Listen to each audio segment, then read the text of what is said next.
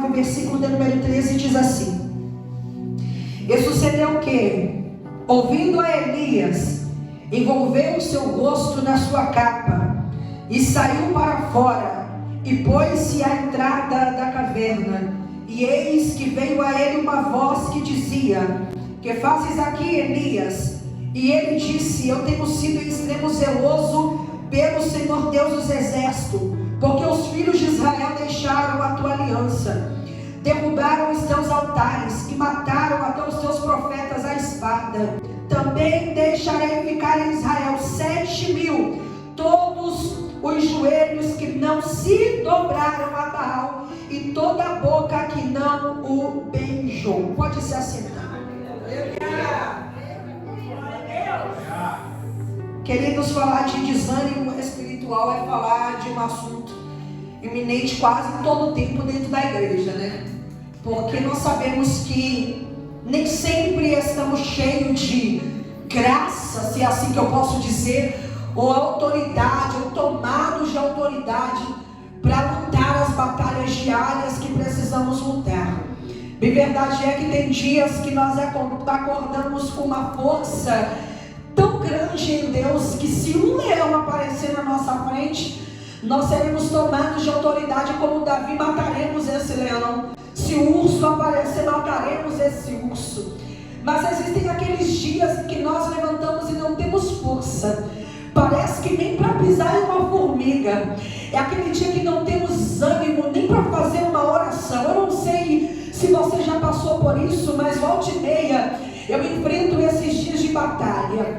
E quando nós olhamos para o profeta Elias, nós vemos que não é diferente das batalhas que nós enfrentamos e não é diferente do que sentimos diante da nossa caminhada com o Senhor. É importante ressaltar que o contexto em que nós acabamos de fazer a leitura relata um momento muito extraordinário, biblicamente falando, espiritualmente falando, que é o momento em que ele vence 850 profetas do diabo em cima de um monte, aonde o Senhor traz a revelação da glória dele, trazendo fogo sobre o altar que Elias construiu. Nós conhecemos bem essa história. O texto relata que Israel estava tomada por uma apostasia. Quem estava reinando sobre o povo era Acabe, e o texto revela que o reinado de Acabe trouxe sobre o povo uma adoração pagã. Ele conseguiu persuadir o povo. Que povo? Um povo que andava numa inconstância. Porque toda pessoa que anda na inconstância, ela tem dificuldade em entender plenamente a voz de Deus. Ela normalmente é levada pelo momento.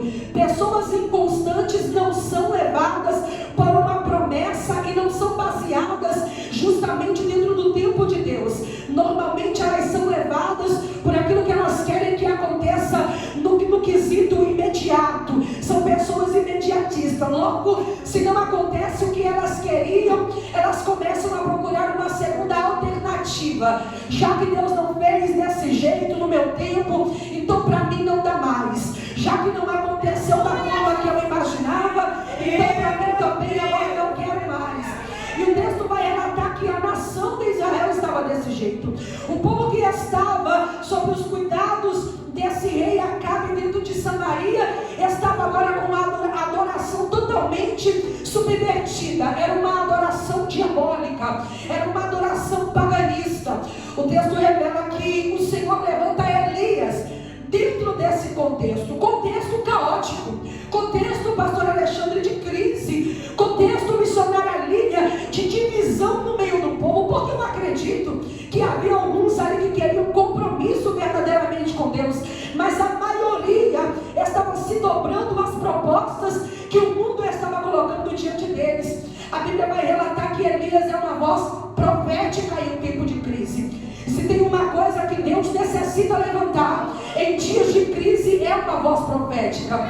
Quem sabe em algum momento da sua vida você olhou para Deus e disse: Senhor, parece que o Senhor só me coloca no meio da fogueira, parece que o Senhor só me joga no meio do cenário do caos, parece que o Senhor só me coloca no meio do cenário de crise. E o que Ele está dizendo para você através desse tema é: eu sei a quem eu levanto e por que eu levanto, e só levantei você porque sei que você vai dar conta daquilo que eu te mandei fazer.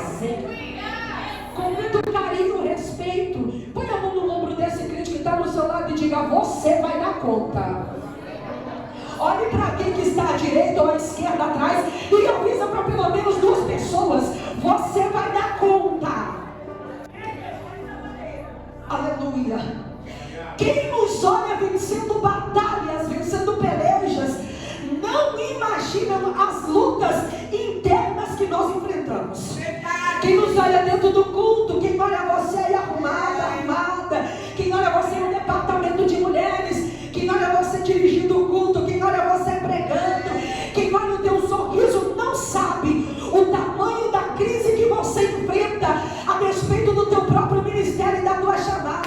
Só que eu venho aqui com autoridade da parte de Deus para dizer: essa crise existencial não te para, essa insegurança não te detém, porque certamente o Deus que te chamou te honrará naquilo que Ele te chamou para fazer. Olha para mim. Elias estava vencendo batalhas, mas a sensação que eu tenho é que nesse momento em que nós lemos, um profeta aqui no monte venceu 850 profetas de Baal e de Acera. Está tendo agora uma crise interna a respeito daquilo que o Senhor tem com ele. Por quê? Porque algumas vezes a sensação que nós temos é que tudo está conspirando contra o nosso chamado. Algumas vezes a sensação que nós temos é que tudo está conspirando a respeito daquilo que Deus falou que faria. Quantas vezes você não olhou para dentro de você mesma, ou se olhou diante de um espelho e disse: Deus, tem gente melhor do que eu, por que o Senhor me quer? Deus, tem gente que sabe falar melhor, por que o Senhor me chamou? Deus, será que não tem alguém mais preparado para estar lá? Porque olha o jeito que eu estou sinceramente, Deus, cansada. Até eu estou meio perdida no meio das minhas escolhas, e que o Espírito de Deus nos marcou neste culto para poder tratar as tuas batalhas. Não roubarão a certeza daquilo que eu tenho com a sua vida. Pegue na mão desse crente com muita autoridade, ergue a mão dele para o alto e diga: as tuas batalhas não vão te parar. Com mais autoridade: as tuas batalhas não vão te parar. Aleluia. Oh, aleluia. Aleluia. Presta atenção. Algumas vezes nós somos, como que eu posso dizer, confrontados. Algumas vezes nós somos literalmente confrontadas e confrontados com a promessa que o Senhor nos fez. Nós dizemos: Deus, que promessa é essa? Porque se o Senhor olhar verdadeiramente a situação da minha vida, meu Deus, aleluia, o Senhor não ia exigir que eu acreditasse naquilo que está sendo falado. verdade. Porque tudo que o Senhor está prometendo não tem nada a ver com o contexto que eu estou vivendo. Todas as suas promessas não estão combinando com o cenário da minha vida. Tudo que eu estou vivendo é contrário a tudo que o Senhor me prometeu. E aí tem outra questão: o tempo. O tempo começa a passar. E se tem algo que confronta o homem e a mulher e mexe com a estrutura da fé do crente, é o tempo. O tempo nos apavora. É porque quando nós temos 15 anos, quando nós temos 18 anos, a sensação que a gente tem é que a gente é eterno. Eu não sei se você já teve essa sensação na sua adolescência, na sua juventude, na sua mocidade, que você tem muito tempo ainda pela frente. Mas depois que você chega aí na casa dos 25, especialmente dos 30 anos, porque tem a crise dos 30. Eu não sei se você já enfrentou a crise dos 30. A crise dos 30, ela desenrola diante dos teus olhos um rolo na tua história. E você começa a pensar: eu poderia ter feito diferente. Por que eu não aproveitei as oportunidades? Por que eu escolhi esse caminho? E a sensação que você tem é que o calendário, o relógio, está batendo o dedo para você e dizendo: te apressa, porque senão não vai dar tempo de você viver tudo que você sonha viver e nem tudo que Deus prometeu para você. Só que eu vim trazer algo para alguém aqui, e isso é refrigério para a sua alma. Deus não depende do nosso calendário para realizar aquilo que Ele disse que realizaria. Eu estou dizendo para você que nem o tempo, nem o calendário, nem o RG, nem o relógio, nem o cabelo branco, nem a linha de expressão pode te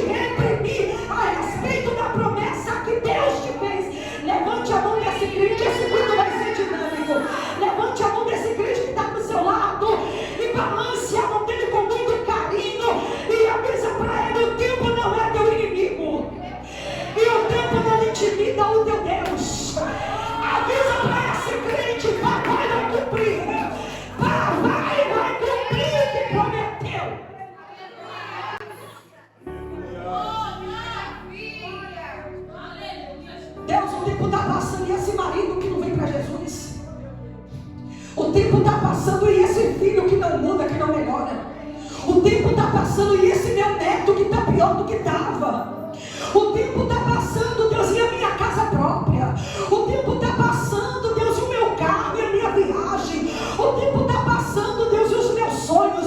Eu ouvi um testemunho hoje sobre esse altar de uma senhora que tem idade para ser minha mãe, dizendo assim: Deus falou para mim, volte para uma sala de aula e estude. Era o tempo de Deus dizendo: não é tarde, não é tarde para o meu projeto.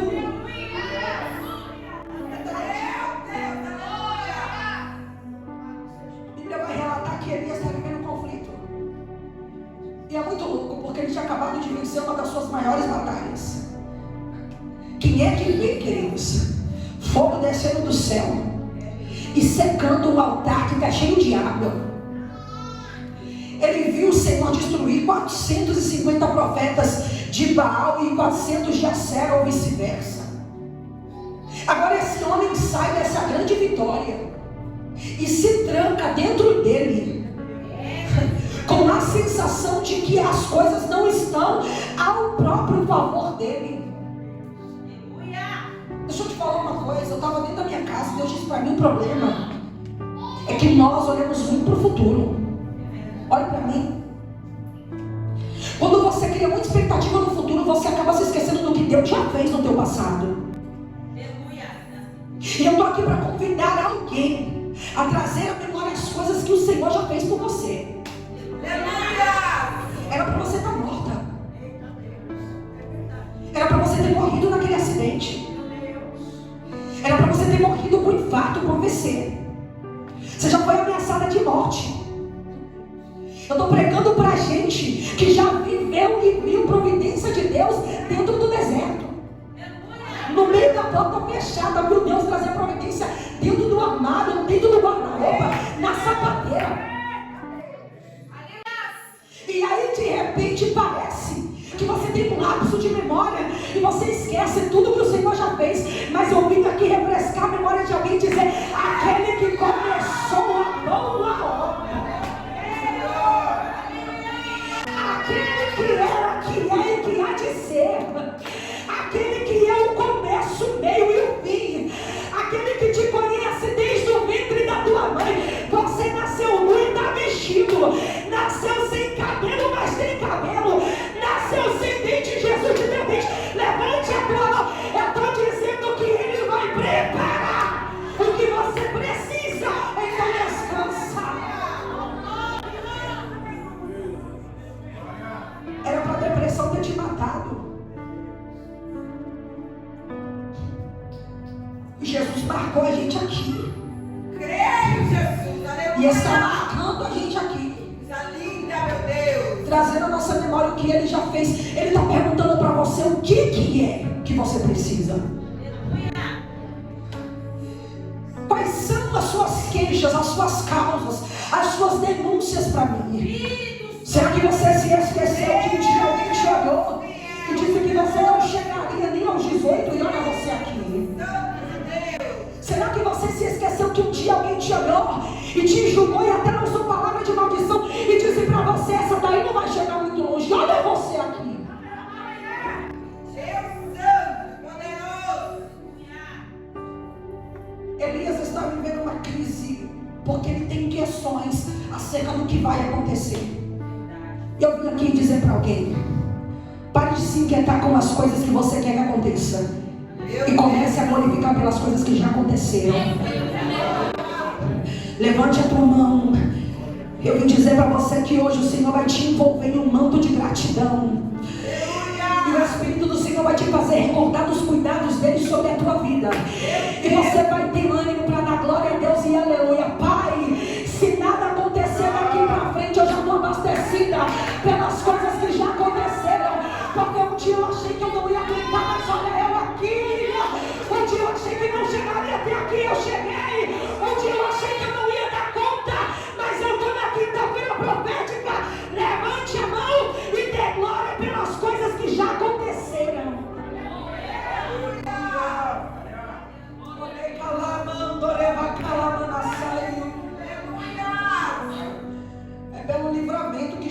aconteceu. É por Ele ter te tirado daquela casa que você era tão humilhada. Por Ele ter te tirado daquela empresa que ninguém te valorizava, ninguém te reconhecia. É por Ele ter dado para você o seu próprio negócio. É porque Ele livrou você, os teus, da maneira dele, como Ele quis, e você conseguiu chegar até aqui. Elias está vivendo uma crise. Mas como é que pode? Os profetas estão morrendo. A sensação é de que eu estou sozinho, e eu sinto um alarido de Deus tocando nessa igreja, dizendo para essa igreja em Novo Celeste: lembra-te as coisas que eu já fiz, lembra-te do lugar que eu te tirei, lembre as providências que eu já providenciei.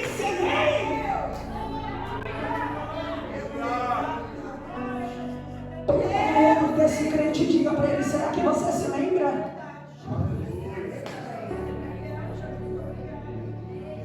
Aleluia. Será que você se lembra da época que você não tinha nem um chinelo decente para pôr no pé? Será que você se lembra da época que lhe faltava um perfume bom no armário e você usava um creme de pele para dar um cheiro? Você se lembra? Meu Deus, aleluia. Será que você se lembra na época que vocês comiam tudo bem repartidinho para poder sobrar para a janta? Será que você se lembra? Meu Deus, coisa linda, Jesus. O recado de Deus é: me adore pelo que eu já fiz. Meu Deus. Me adore pelo que eu já fiz. Vai. Tem gente aqui que era para ter morrido de câncer. Aleluia.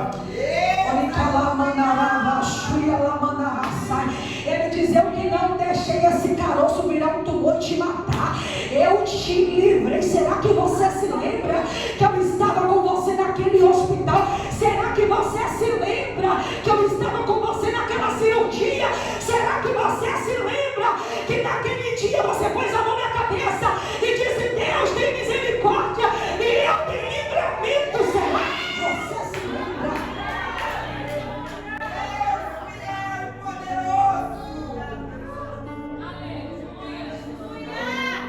Olhe para mim. Elias está dizendo: não sei o que vai acontecer. Parece que eu estou sozinho no meio dessa batalha. Parece que sobrou só eu no meio desse bombardeio. Quantas vezes, mesmo sendo profeta de Deus, ungido de Deus, carregando uma patente que Deus deu, nós olhamos para nós mesmos, pastor Alexandre, e nós dizemos assim: Deus, parece que eu estou sozinho. Essa era a sensação de Elias, e esse dia chega para todo mundo. Esse dia chega e não tem como a gente correr dele, porque esses dias marcam a nossa chamada. Há quem pense que a chamada do homem é marcada quando ele põe a mão e expulsa demônio, quando ele ora por alguém, Deus abre a porta, quando ele pede um milagre, Deus faz. Eu estou dizendo que Deus te marca no dia da sua fraqueza. Levante a mão. Quanto mais fraco você está, mais marcado você é. Quanto mais fraca você está, mais marcado e marcada você é. Todas as vezes que um homem de Deus disse não dá, não quero, era a hora que Deus marcava a chamada. Isso é bíblico. Isso é bíblico. O próprio ministério de Jesus é marcado quando ele é transportado depois de um jejum. A batalha dele é grande em cima daquele monte, a tentação é grande, o cansaço emocional é grande, mas é ali que o Senhor marca ele para a obra. E ele diz: nem só de pão viverá o homem toda a prova, mas vou cumprir o propósito. Nem só de pão viverá o homem todo vale, mas vou cumprir minha chamada. Os dias maus não me matarão. Olha o que a Bíblia revela. E o Senhor manda Elias fazer uma preparação de caminho, porque a sensação que ele tinha que tinha acabado ali. E ele chega a pedir a morte. Eu não sei vocês, eu já passei pela depressão, eu já passei pela síndrome do pânico, pela ansiedade. Eu era diaconisa, e no meu diaconato eu pensei em suicídio 5 vezes e tentei 5 vezes. Que eu dizia: vou botar um fim. E havia um dilema maior dentro de mim: como pode eu ser crente querendo a morte? Como pode eu ser crente desistindo da vida, não querendo estar viva? Eu lembro que foi a maior batalha que eu enfrentei na minha vida. Foi estar dentro da igreja, estar em lugares, suficiente para me manter ativa sobre a terra. Só que eu me recordo que dentro desse cenário, Deus tomou uma profeta, tocou em mim e disse assim para mim: não vai ficar do jeito que está. Eu não sei se você pode ser boca de Deus para alguém que está nesse culto, mas você vai dizer para essa pessoa: do jeito que está, não fica. Não, com mais autoridade. Você vai olhar no rosto dessa pessoa e essa palavra vai ser uma flecha dentro da alma dela. Avisa para ela: do jeito que está, não fica. Quem pode adorar o nome de Jesus? Eu estou dizendo para alguém que as coisas começarão a mudar a partir de agora. Deus está nos marcando nessa quinta-feira profética e está dizendo para essa igreja: do jeito que está, não vai ficar. Essa depressão não te mata, essa crise existencial não te mata, essa crise de ansiedade não te mata. Avise para esse crente, diga para ele: tem vida neste lugar.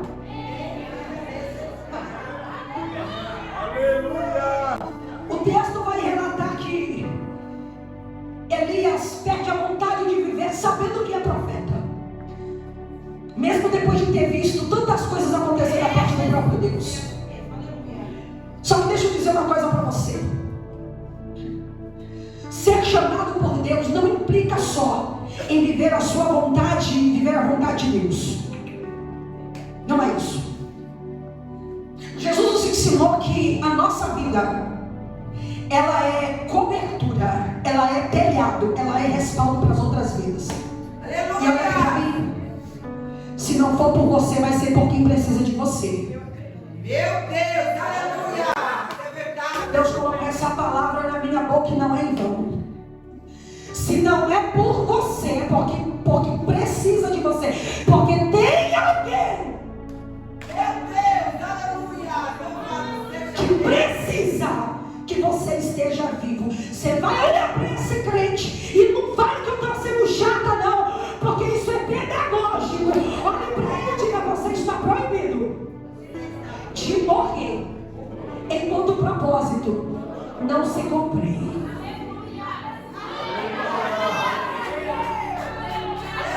Está proibido de desistir, está proibido de morrer, está proibido de se aumentar, está proibido de abrir mão, está proibida.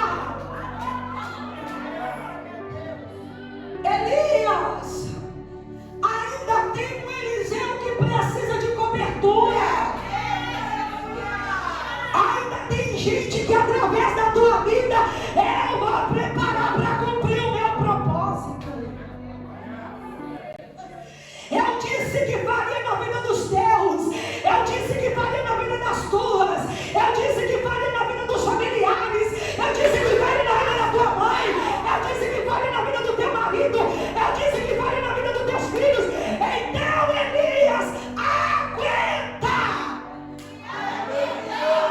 Deus, maravilhoso.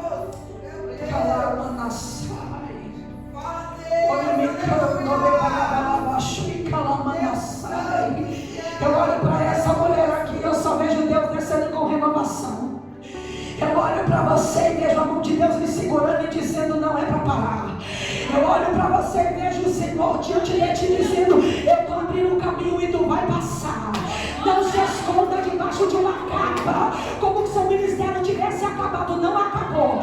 Fique de pé, minha irmã, vem aqui na frente. Não acabou. Não acabou, diz o Senhor.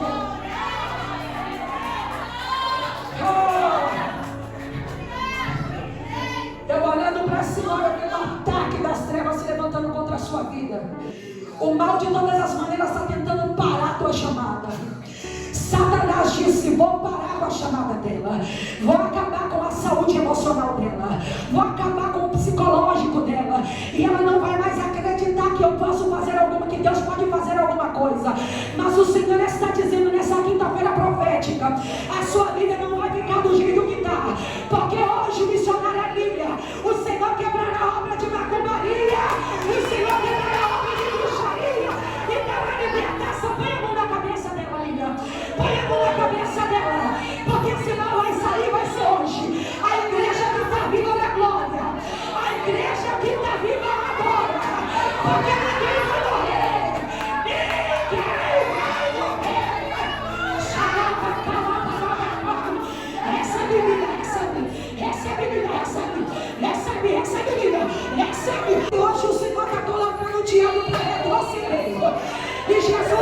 dizendo: ninguém vai se esconder do chamado. Satanás quer tirar você de atividade espiritual, mas levante a sua mão. Eu estou dizendo que Jesus te colocará na ativa de novo. Jesus te colocará em atividade outra vez.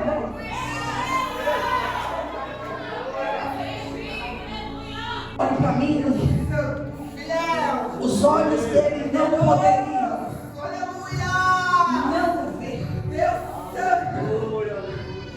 aquilo que Deus ainda tinha para fazer. Olha aqui, ainda tem coisas que Jesus quer te mostrar. Ainda tem coisas que você precisa ver para entender a profundidade da chamada que Deus tem contigo e com a tua casa. Sabe de quem eu me recordei agora? De uma mulher no livro de Atos, capítulo de número 9, por nome de Dorcas. Jesus, aleluia. Dorcas produzia, cantora. Dorcas era discípula, mas discípula também adoece. Obreiro também cansa. Líder também se entristece, sobrecarrega.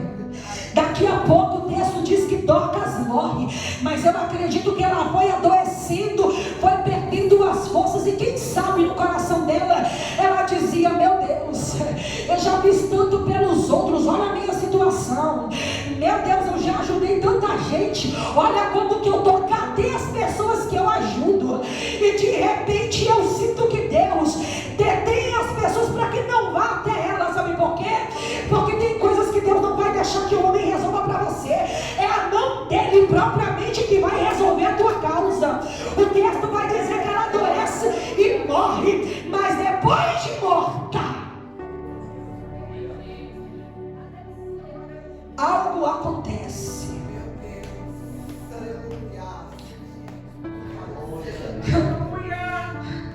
Você pode estar olhando para a sua vida e estar dizendo: Deus, nas condições que eu estou e do jeito que está indo, a situação da minha vida não vai dar mais para produzir. Produzir do jeito que eu estou não dá, eu vou acabar morrendo e não concluo a obra. Meu Deus. Só que o texto vai relatar que daqui a pouco alguém grita um socorro. Eu não sei se você sabe, mas Pedro, ele tipifica o próprio Deus na terra, a boca de Deus na terra. E alguém vai mandar chamar Pedro para vir até onde Dorcas está.